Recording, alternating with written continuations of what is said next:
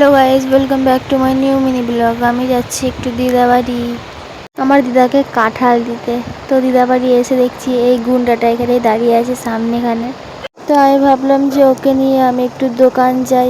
আমি ওকে নিয়ে একটু দোকান যাচ্ছিলাম, রাস্তায় ওকে হাতে হাতেই নিয়ে গেছিলাম, কোলে নিতে বলছিল আমাকে।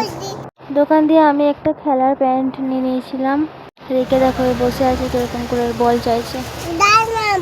কি নিবি ওই বলটা? তুই যে আমাদের বাড়ি থেকে এতগুলো বল নিয়ে এসেছিস, ওগুলো কি? আমি ওখানে দোকানে ওকে চিপস কিনে দিয়েছিলাম, ও বলছিল এই চিপসটা নেবো না, এই চিপসটা নেবো। আদরটাকে চিপস কিনে দিয়ে বাড়িতে খুশি হয়েছে অনেক। এটা নিবি? আগে একটা হাম দে। নাম নাম নাম আরে ছেড়ে দেবো জন্য খাবার বানিয়েছে, ও বলছে কুরকুরে খাবে। আর এর কাছ থেকে কেমনি আমরা দুজন মিলে নিয়ে নিয়ে খেয়ে নিচ্ছি। কেন খেয়ে নিচ্ছি জানো? কারণ দুধু খাবে আর ও এখানে কুরকুরেগুলো খেয়ে নিচ্ছে। ওর আগে আজকে চিপস কিনে দিয়েছে, এই জন্য আমাকে আদর করছে।